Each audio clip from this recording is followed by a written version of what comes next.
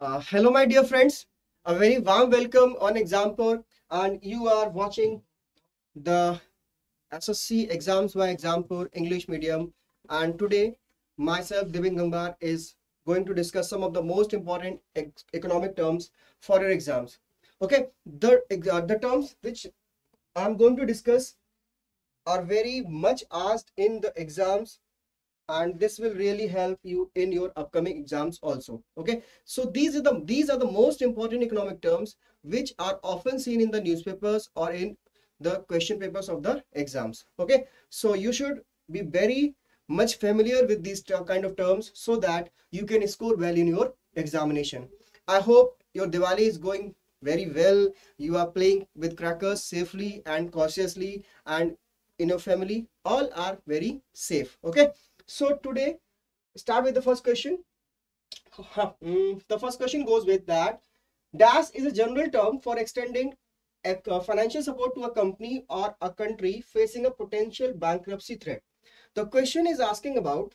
The question is asking about the financial support to a company who is facing a potential bankruptcy threat. Either this will be a company or it will be a country. Okay, so both the country and a company can face bankruptcy threat. And what is the general term for extending financial support for coping up with this kind of situation?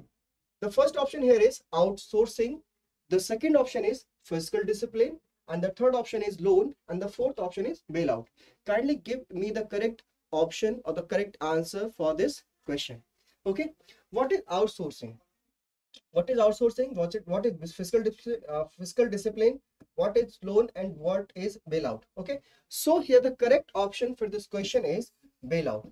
Bailout is a process. Bailout is a process in which a country or a government or a firm extend financial support to a company or a country which is facing a bankruptcy threat. Okay, so recently you have seen this term is very much popular in case of Pakistan. Okay, in case of Pakistan, and a severe financial emergency is seen in the country of Sri Lanka. Okay, in Sri Lanka. So this country is facing a serious financial emergency in recent times, and India is the largest lender. India is the largest lender or highest lender, largest or highest lender for Sri Lanka.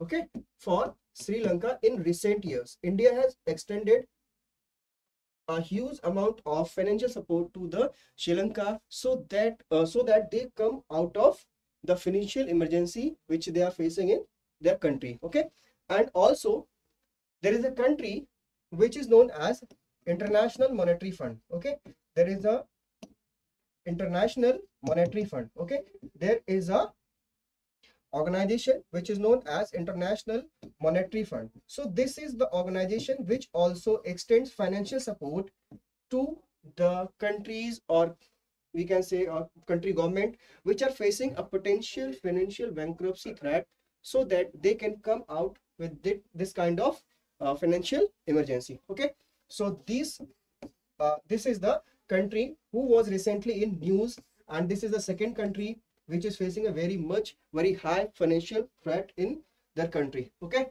so both these, Pakistan and also Sri Lanka, both are debt ridden of China. Okay, China has invested a great amount of money in Sri Lanka and Pakistan, and this money is all in the form of loans. Okay, so in Sri Lanka they have a very serious food crisis in the country, and India is extending support in terms of food grains and in terms of petroleum resources so that they can come out of this problem which they are facing. Okay, here the next question comes with the Pradhan Mantri Jan Dhan Yojana scheme. So question is asking about for whom has the Pradhan Mantri Jan Dhan Yojana has been launched. Okay, the question is asking about the objective of the Pradhan Mantri Jan Dhan Yojana. Objective of the Pradhan Mantri Jan Dhan Yojana.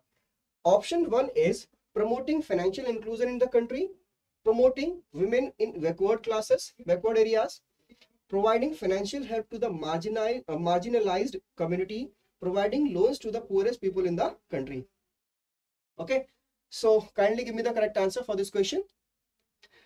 Here in this question, you will mark the option A as correct. Okay, the Pradhan Mantri Jan Dhan Yojana is a zero balance account. Okay, it is a zero balance account. Zero balance account, which the scheme was started on 28th of August 2014, when the Narendra Modi led government NDA 1.0 came into power. Okay, so you should remember the date on which date the scheme was announced, and it had made a world record in terms of account opening in a single day. Okay, so this is a scheme launched by the NDA 1 government, and it is a flagship program. Okay, it is a flagship program launched by the government of India in 2014, and this will serve the purpose of direct benefit transfer. Okay, this scheme, or the Pradhan Mantri Jan Dhan Yojana account, will serve the direct benefit transfer scheme. Under this direct benefit transfer scheme, the financial support is transferred directly to the beneficiary account. Okay, and there is not any form of leakage in this kind of process. Okay, earlier the financial support was extended through the ministries or offices, and there was a huge amount of leakage in this financial assistance. And now there are several schemes.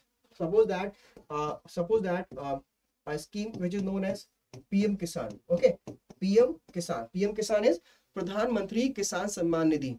Okay, the government is extending financial support of rupees 6,000 annual. Okay, 6,000 rupees annual. 6,000 rupees annual support is given to the farmer. 6,000 rupees annual support is given to the farmers. Annual support to the farmers is given in 3 installment. Okay, in 3 installments. 3 installment of rupees 2,000 each. Okay, and the amount of one installment, or we can say the amount of 2,000 rupees, is directly credited to the account of the farmer, or we can say the beneficiary. Okay, so for the direct benefit transfer, there is a required mechanism. So that the leakage or seepage can be stopped. Okay, so you should remember that the term or the process which is used in direct benefit transfer is JAM. JAM stands for Jan Dhan. JAM stands for Jan Dhan, and Aadhaar and mobile. So these three things are the main constituents of the direct benefit transfer scheme. The Jan Dhan account is the account in which your money will be credited directly to the beneficiary, and Aadhaar is required so that the duplicacy in the process can be stopped. Or the mobile is a very much important gadget in our life. Okay, so through the mobile, the customer or the beneficiary will get direct benefit. Okay, direct benefit through the mobile messages. Okay, what amount of money is credited to your account, and if somebody requires OTP, one time password, then it will be transferred, or it will be transferred to the mobile. Okay, so this is the scheme which is promoting financial inclusion in the country. Okay, financial inclusion in the country. Then the question arises, what is financial inclusion? What is financial inclusion? Okay, so I think we have a question regarding financial inclusion. Oh, okay. The question is not given here, so I will explain the concept of financial inclusion, what it includes, in the financial inclusion. The financial inclusion means that providing financial services at an affordable cost to the marginalized public of the country. Okay, first of all, you should remember that providing banking or financial services, ठीक है, providing financial services is the one point. Okay, and second thing, most important thing, at an affordable cost,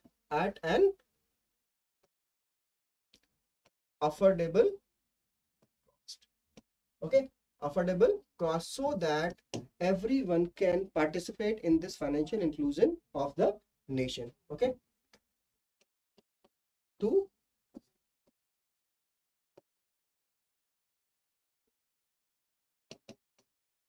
the marginalized. Okay, so there is a to make financial services available, accessible and affordable to all citizens in a safe and transparent manner, to support inclusive and resilient multi-stakeholder led growth. Okay, so basic financial services should be given to the customers or to the citizens of a country is known as financial inclusion. Okay, this will help in the skill development, this will help in the financial literacy, and this will help in the customer production and grievance redressal at a very fast pace. Effective coordination, this will help in effective coordination between the residents or the citizens of India and the government of India. So all these are the benefits of the financial inclusion. Okay, so you should remember the definition of the financial inclusion, what is the target of the financial inclusion. Now let's discuss the next question, and very important question. Which statement depicts the best definition of sustainable development? The question is asking about the definition of sustainable development. What is sustainable development? Kindly tell me the what meaning of the sustainable development. Okay, sustainable development, you have heard about the inclusive development. What is the term, what is the definition of sustainable development? Okay, it means opportunity, it means optimum utilization of natural resources, excessive use of natural resources without considering the need of the future generation. Present generation fulfills its needs while considers the need of future generation as well. None of the above. So you should eliminate the second option, because the option is giving the definition as excessive use of natural resources. So this is totally wrong. Excessive use of natural resources is not considered in sustainable development. Okay, so their option comes, the A option is explaining as it means optimum utilization of natural resources. Okay, this can be all right. Okay, optimum utilization of natural resources. But the third option is saying that present generation fulfills its needs. Okay, the present generation is fulfilling its need while considers the need of the future generation, Okay, so this is the sustainable development. What is sustainable development? We should use our resources, what we have got from our ancestors, and this is our responsibility to transfer these resources to our upcoming generation, so that they can also fulfill their needs in the upcoming years or upcoming time. Okay, so it is all about sustainable development. So next question is asking about which of the following do not form part of the 17 sustainable development goals. Okay, so there are 17 sustainable development goals which are decided by the United Nations, and these goals are to be achieved by 2030. Okay, so these sustainable development goals are to be achieved by 2030. So you should remember two things, that what is the deadline for achieving the sustainable development goals target? The answer will be 2030. And how much sustainable development goals are decided by the United Nations? Then the answer will be 17. Okay, the first option is saying that reduced inequalities, decent work and growth, combat malaria, HIV AIDS, sustainable cities and communities. So okay, so we will discuss the options later. First of all, discuss what are the 17 sustainable goals which are decided by the United Nations or Sustainable Development Program of the United Nations.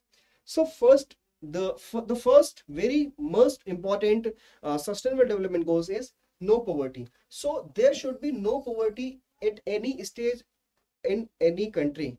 Every person has the capability to get the nutrition, they should get the proper livelihood support, and a they have a generous uh, living style or lifestyle, so that they can be developed in a more conscious way. Okay, there should be zero hunger, no hunger in the country as well. Okay, you should remember that the what is the number, or we can say the order of the sustainable development goals. The first goal is saying that there should be no poverty and there should be no zero hunger. Means that no person should be no person should sleep hungry stomach in night. Every person in the world should get food for their life. Third one is good health and well-being. Okay, and it is talking about health. It is talking about the health. And the fourth option or the fourth goal is saying about the quality education. Okay, quality education. The first one is no poverty, zero hunger, good health, and fourth one is quality education. And the fifth is saying about the gender equality. Gender equality. There should be no partiality between men and women, boy and girl. Everyone should be treated equal because they are made equal by the God. Okay, so next one is clean water and sanitation. Okay, so for this movement, for this sustainable development goals, the government of India working day and night. Okay, they have Swachh Bharat mission, they'll have launched the Jal Jeevan mission, so that the clean water can be supplied 24/7 to all households by the tap water. Okay, and the target set by the government of India is 2024. 2024 is the target set by the government of India, by which every household will get the tap water supply at their house. And number 7 is affordable and clean energy. Nowadays, a problem of carbon emission is very serious, because carbon emission is responsible for the global warming or the greenhouse gases, and the global warming is responsible for the climate change.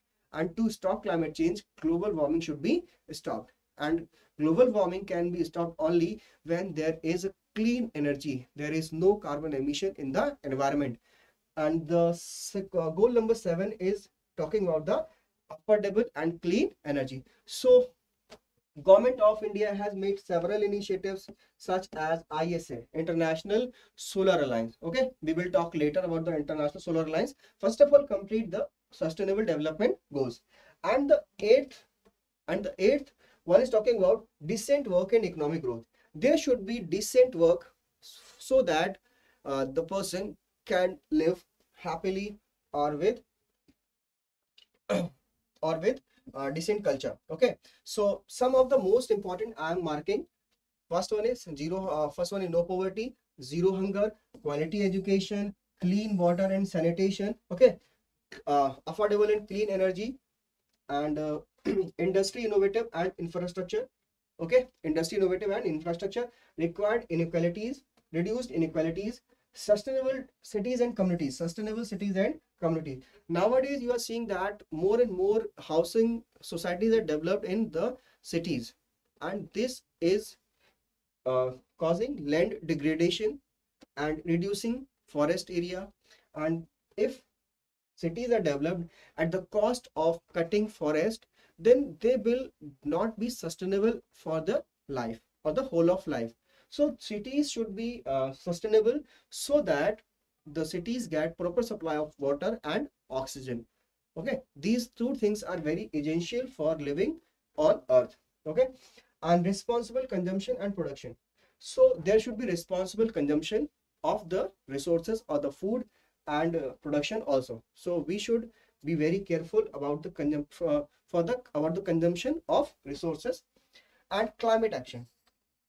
Climate action, it is the 13th number, life below water. So we are living on the planet Earth, and we are living on the terrestrial part of the Earth. So there is aquatic life, living below water. Okay, so this should also be very healthy. And life on the land means that some people are living, or some we can say that some living creatures are living underwater and some are living on the land. So there should be very we can say that there should be very harmonious development, so that people living, or the creatures living under the water or on the land, they have both very healthy life, peace, justice, and strong institutions. And 17 is partnerships for the goals. So climate action, or we can say that the climate action, global warming, clean water and sanitation, they cannot be achieved by a single country, and single country is not responsible for the climate change. Okay, if somebody we can say that in the case of China or in the case of USA, they the both countries, the both countries have industrial entities, and they are producing lot of carbon. Okay, and the island countries or the small countries are facing issues the due to the industrialization of developed countries. Okay, so this is the responsibility of the developed countries to take care of the small nations or developing nations or underdeveloped nations. So these all goals can be achieved by the partnership only. Okay, so I have marked the important sustainable development goals, and they are also asked in your exams. Okay, the total number of goals are 17, and these all are to be achieved by 2030. Okay, I think you have understood it very well. Now so here uh, read out the options. Reduced inequalities, okay, this is also the sustainable development goals.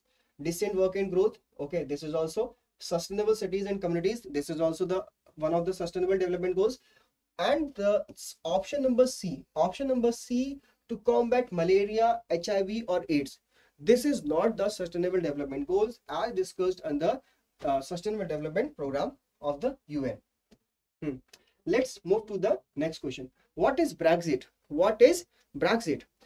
Britain exit from European Union, Britain exit from G7, Britain exit from UN, Belgium exit from European Union. So you have read about the Brexit, or you have not read about it, please go and read about it. Okay, so what is Brexit? Brexit is a term used for Britain exit from European Union. Okay, European Union is a group of 28 nations, but nowadays Britain has left the European Union, and now 27 members are in European Union. And Britain complained that we are paying so much to the European Union, but in turn we are not getting that amount of we can say that profit or gain from the European Union. So we have decided to exit from the European Union, and the whole referendum process is completed. And this term was very much popular under the regime of Prime Minister Theresa May. Okay, and Joris Johnson has implemented the Brexit deal. So Britain exit from the European Union is the correct option here in the question. And question number 6. When governments undergo financial crisis because of debts and interest, they formulate stringent policies called as. Okay, so you have seen recently there are many countries such as Pakistan, and you can say that Sri Lanka, which are very much popular in recent times for not for the very good things. They are known for their bad things. So, and earlier there was a country that was known as Greece. Okay, this country was also debt ridden. So question is asking about when governments undergo financial crisis because of debts and interest. Okay, so what kind of policies they implement to cope up with this situation? Lockout, open door policy, austerity measures, or inclusive growth. Okay, what is lockout?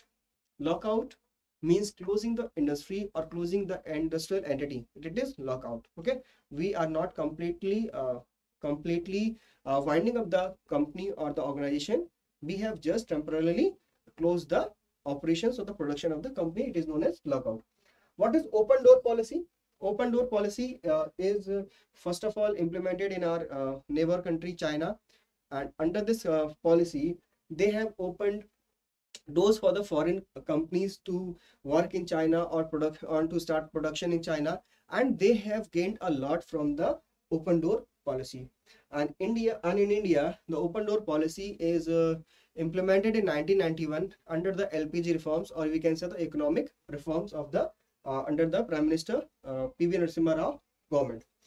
And when we say the inclusive growth means inclusion of all the members of the society so that they all grow holistically and harmoniously. Okay, so no one should be left behind. No one should be left behind, be it a Dalit, be it a backward class, be it is a marginalized class, or be it a very we can say that very flourishing family or flourishing citizen of India. So inclusive growth means inclusion of all in the growth path of a nation.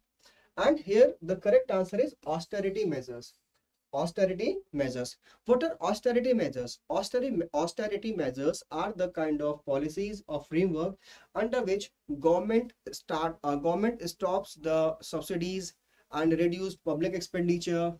Okay, and they maintain they publish surplus budget so that they can reduce expenditure. They can reduce expenditure of the government, and this is the correct option for this question, austerity measures. Okay, here comes the next question. Question number 6. The term BRICS is coined by. Options are Esther Duflo, Avijit Banerjee, Jim O'Neill, or J.M. Keynes. Okay, who coined the term BRICS? Okay, here the correct answer is Jim O'Neill. Jim O'Neill is the correct answer for this question. Let's discuss how this term came. Avijit Banerjee was working in Goldman Sachs. Company. Okay, and this is an asset management company. They run the mutual funds. Okay, asset management companies run the mutual funds. In this type of mutual funds, very large amount of investors collect the or pool the funds, and the pooled fund is invested in the market. So Jim O'Neill coined the term BRIC. Okay, what is the meaning of the term BRIC? He said that in the upcoming years, the BRIC economies will be having we can say that will be having a fast paced growth in their economy. Okay, so these are the countries which are having which will be having a fast pace of economic growth. So if we invest in this country's economy, the mutual funds or the funds of the investors will grow at a faster pace. So this is the whole concept while coining the term of the BRIC by Jim O'Neill. Okay, what you understand by BRIC? BRIC stands for Brazil. It stands for Brazil, Russia, and here comes India and China. Okay, so this term is known as BRIC. Okay, and later on in 2009, South Africa joined. Okay, South Africa joined, and by joining the South Africa, the term is known as BRICS. Okay, after joining of the South Africa, the term is coined as BRICS. So every year the BRICS presidency or BRICS meeting held in a country in a manner such that be Brazil, Russia, India, China, and South Africa. So this year the meeting was held in China. Okay, this year the meeting was held in China. Okay, and the next year the meeting will held in South Africa. So in this manner the BRICS presidency will go on. Okay, Let's move to the next question. Let's move to the next question. And Astha Duflo is the wife of Avijit Banerjee, and they both have won Nobel Prize in Economics. They both have won Nobel Prize in Economics. Nobel Prize in Economics. Nobel Prize in Economics. Okay, they both have won Nobel Prize in Economics. Now let's move to the next question here. Question number 7. Dash refers to the funds earned on a black market on which income and other taxes are not paid. Okay, the question is asking about the dash earned from the black market. Okay, and on this money, taxes are not paid. What is known as dear money, black money, cheap money, hot money? So the correct answer for this question is black money. Okay, the correct answer for this question is black money. Then what is dear money? What is dear money? Dear money is a policy or a money in which interest rates are very high. Interest rates are very high. Interest rates are very high. Okay. So to borrow money from the banks, the customers have to pay a very huge amount of interest. So they feel that the money is becoming dearer and dearer. So they avoid to taking loans. And this is known as dear money. Then what is cheap money? When the interest rates in the market,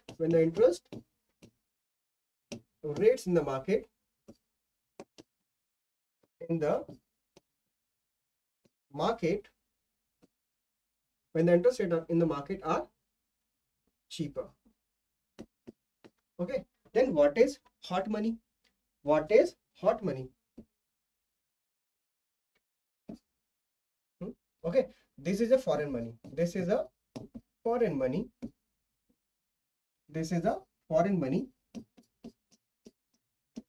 exiting from the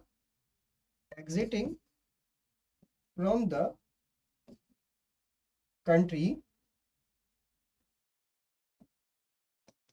at a very fast pace. Okay, at a very fast pace. Okay, foreign money exiting from the country at a very fast pace, it is known as hot money.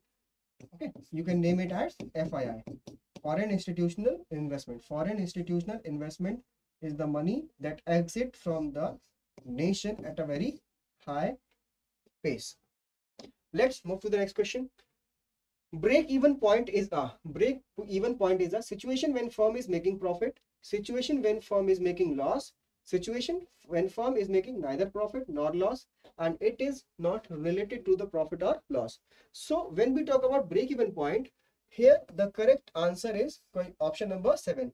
Break-even point is a point where firm is making neither profit nor loss. Okay, where the firm is making neither profit nor loss in an economy. And we can say that it is a point after attaining it, the firm become profitable or start earning profit. Because if the firm is getting a revenue of rupees 100 and also they made expenses of 100 rupees, then the revenue or expenses both are equal.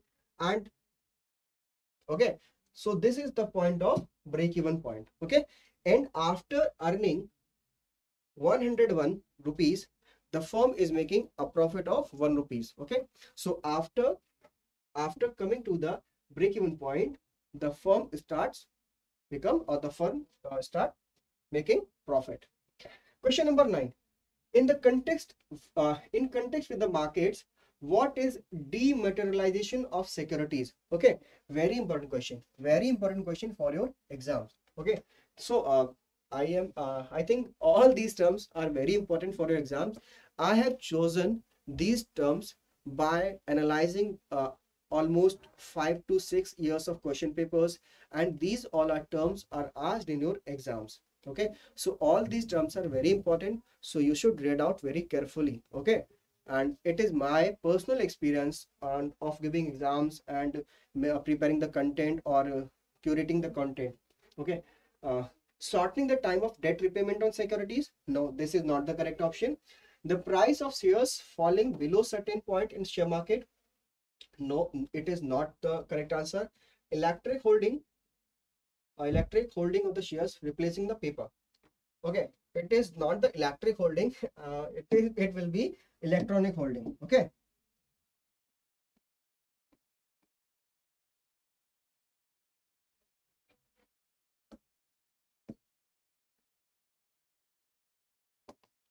Electronic holding of the shares replacing the paper.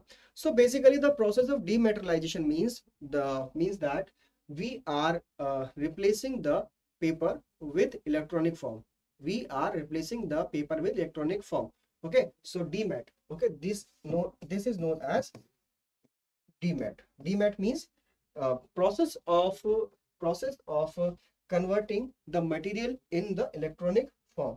Okay, so you have seen the Google Drive, where you can store all the content of yours, or you can store the images in electronic form in your Google Drive. Okay, so no need to be worried about the loss or theft of this information or your loved one photos. So if we can say, if we discuss about the term, so you should also remember that there is an account. There is an account. There is an account which is known as demat account. Okay, the demat account is not related to your financial account. Okay, this is the account which is related to the stock market. Okay, in this account, shares are held. Shares or securities, shares or securities, shares or you can say securities are held in electronic form. Okay, securities or shares are held in electronic form, and it is opened at a stockbroker. Okay, through a stockbroker. Let's move to the next question. What is external commercial borrowing? What is external commercial borrowing? Borrowings of an Indian government, Indian corporations accessing foreign funds, Indian investments abroad, foreign investments in India. What is external commercial borrowing? The first one, the first word is external. Okay, this means that the concept is talking about some external sources or foreign sources and commercial borrowings. So it is damn clear that this external commercial borrowing is type of loan. Okay, so here the correct answer is Indian corporations accessing foreign funds. When the Indian corporations or Indian companies are allowed, or they use the mode of borrowing from external sources, or we can say the foreign corporations, this is known as external commercial borrowing. Under this external commercial borrowings, individuals are not allowed to borrow from outside India. Okay, you should remember that individuals or households are not allowed to take loans from outside India. Let's move to the next question. Who regulates merchants banks in India? Okay, you have heard about the banks, and I'm talking about the merchant banks.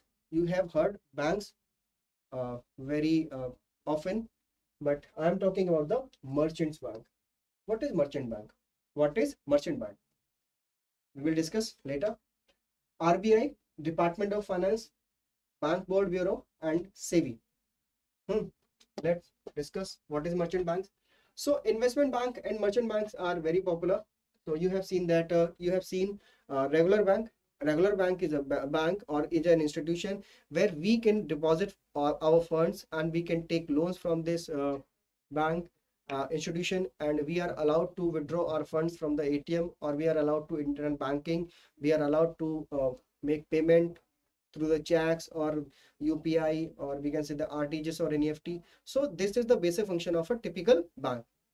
When we talk about the merchant banks, they partake in international finance. Means that they participate in international finance. focus on small scale companies. Clients include companies and high net worth individuals. They did not assist in mergers and acquisitions. Okay. Conduct trade finance activities, focus on IPOs in large public and private share offerings. Clients include institution, investor, government, and corporations. Assist in mergers and acquisitions. So this is the information acquired from the Investopedia website. So basically the investment banks and merchant banks both are different. So here the question is asking about a typical merchant bank is controlled by which of the following organization. Okay. So in this question, the correct answer will be SEBI. The correct answer will be SEBI. So merchant banks are the banks which help in the stock market in India to their customers or their clients. So these will be controlled by the Stock Exchange Board of India. Sorry, Securities Exchange Board of India. Okay, question number 12. Excise duty is levied on which of the following? Very important question. You have heard about indirect taxes. You have heard about the GST. You have heard about the custom duty. You have heard about the excise duty. What is excise duty? Okay, and how it is different from the goods and services tax? Sale of goods, import of goods, export of goods, or you can say that production of goods. What will be the correct answer of this question? Okay, so the explanation of the excise duty goes with that this is the kind of tax which is levied on the manufacturing. Okay, this is the tax which is levied on the manufacturing by the companies. So the correct answer here will be production of goods. Okay, and in the sale and purchase of goods and services, the kind of tax which is levied is GST. The kind of tax which is levied is GST. And in the case of import and export of goods and services, in case of export and import of goods, here the tax which comes into effect is customs duty. Okay, customs duty, because all the trade is carried out at the ports, and here all the trade is registered in the books of accounts at the ports, and there is present custom forces. Okay, so that's why it is known as customs duty. Okay, I think all things are very clear to all of you.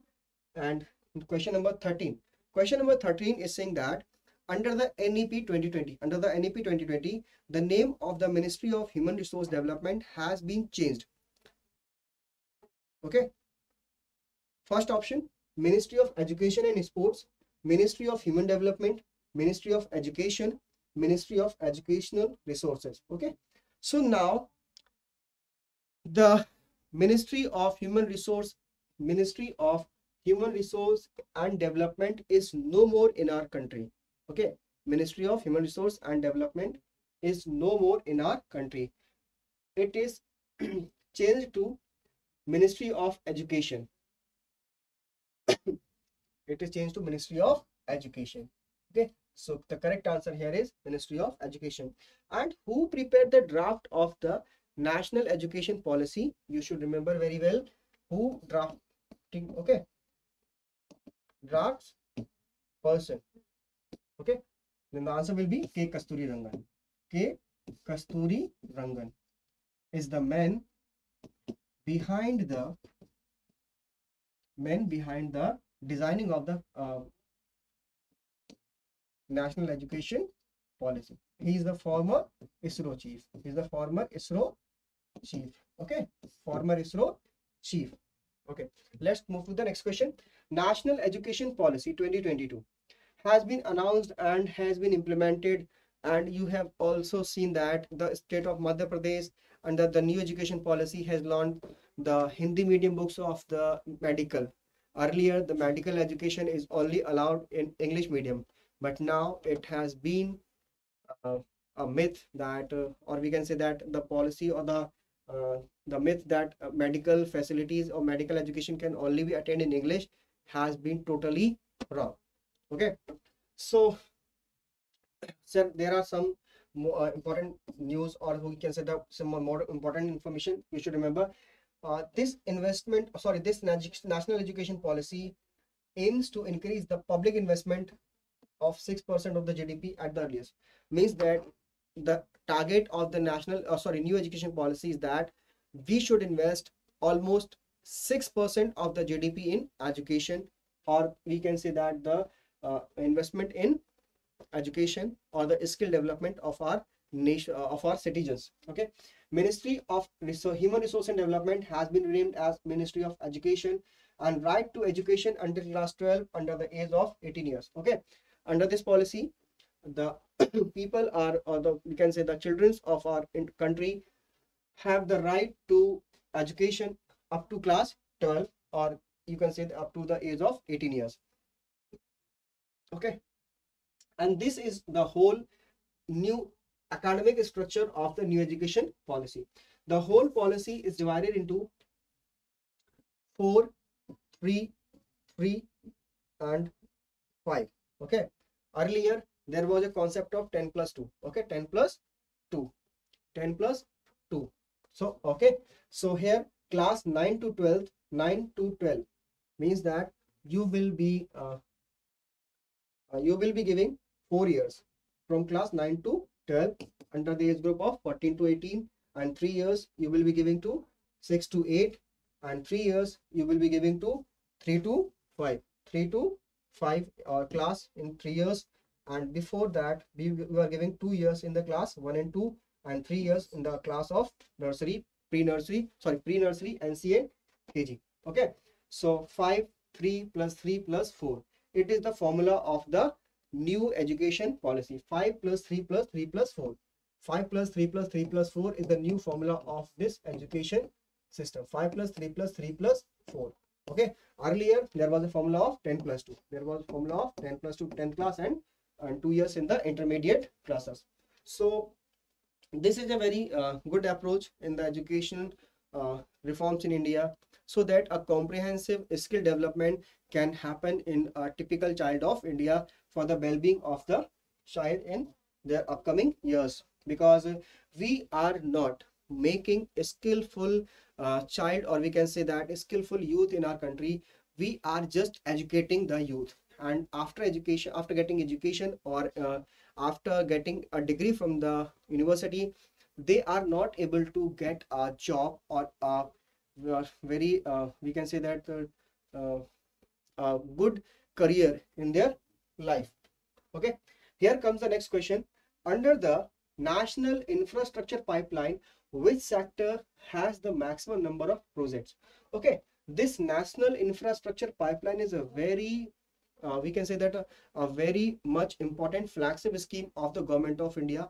Under this scheme, the government is investing a huge amount of money. Approximately we can say that 100 lakh crore is going to be invested in our country on the infrastructure projects. Okay, so for financing this scheme, government has announced to set up or we can say that it is established National Bank for Infrastructure and Development. National Bank for Infrastructure and Development has already been we can say established with the capital of 1 lakh crore rupees. So this bank will be financing the projects of national infrastructure pipeline. So here is the national infrastructure pipeline project. Okay, so in this, center will be giving 39% contribution, state will be giving 39% contribution, and the rest of the contribution is made by the private sector. So you can say that this is a comprehensive plan in which state, center and private sector, all these three entities or the three participants are going to give their contribution. So under this program, energy sector will be giving given 25 lakh crore rupees, roads will be given 20 lakh crore rupees, irrigation, rural agriculture and food processing 16 lakh crore rupees will be invested, mobility 16 lakh crore rupees, railway 14 lakh crore rupees, digital infrastructure there will be 3.2 lakh crore rupees investment, and port and airport there will be 2.5 lakh crore rupees investment. So by assessing the information or with the we can say infographics, you can get the information in which sector or in which area the most investment is going to happen.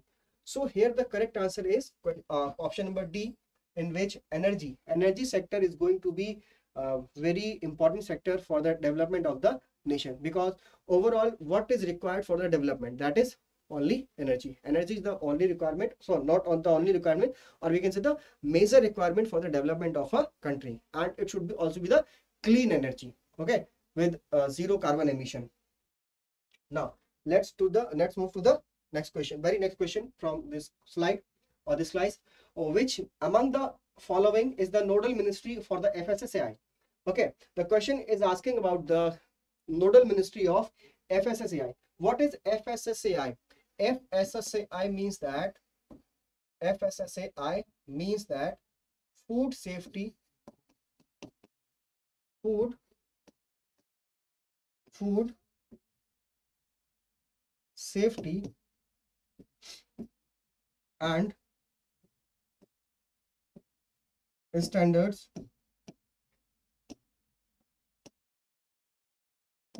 authority of India. Okay, so this is the full form of FSSAI. So all the food processing industry which are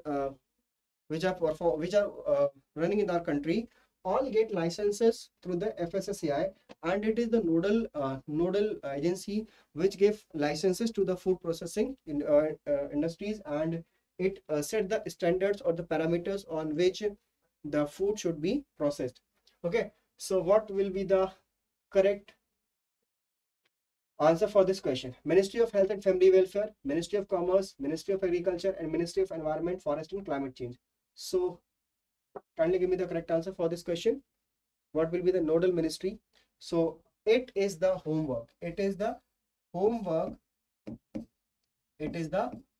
for you, and I will give the correct answer in the upcoming video for this question. So mark this question number 15, and comment in the comment box so that I can know what is the level of your preparation. Okay, now let's move to the next question. In which year the Negotiable Instrument Act came into being or came into force? Here the options are 1881, 1882, 1883, and 1884. So what is negotiable instruments? The definition of negotiable instruments is that any instrument which transfers ownership without any legal documentation, and these may be your currency note. Because if you give a currency note to anybody, then the ownership of the note is transferred to that person, and note itself says, I promise to pay the bearer a sum of rupees 100, 200, 500, and 2000. Okay, the note itself says that I promise to pay the bearer. There is no legal or document required to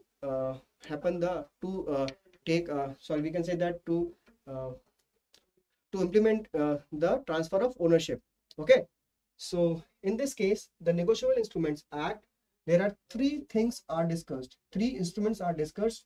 One is a promissory note, one is the promissory note, and other one is bills of exchange, and the third one is check. Okay, so under Negotiable Instruments Act, three instruments are defined. The first one is promissory note, other one is bill of exchange, and the last one is check. And the Negotiable Instrument Act came into being in 1881. Okay, so what is promissory note, what is bill of exchange, what is check? So these all are negotiable instruments, and this we will cover in our upcoming topic. So I am assured that you have enjoyed the session. You have learned a lot economic terms, and these all are the economic terms which are being asked, or maybe, or I am damn sure that it will be asked in your upcoming exams.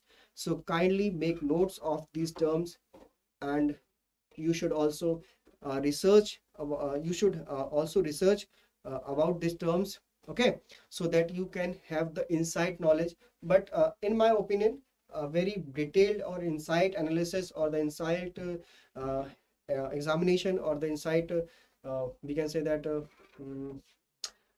is not required for your exams. Okay, just what I have explained, it's sufficient for your exams. If you have more doubt, then you can go for the research. But these are the economic terms that you should know very well. And in the next video or in the upcoming videos, we will be going to discuss some more important economic terms and more terms that are asked in your exams, and there is more probability that they will be asked in your upcoming exams. So a very happy Deepavali to all of you. Keep enjoying with the crackers, but play with crackers very safely, so that you may not incur any injury to yourself and your loved ones. Okay, thank you for listening to me. A very happy Deepavali once again. Keep celebrating, keep smiling, keep healthy. Bye bye, take care. Thank you.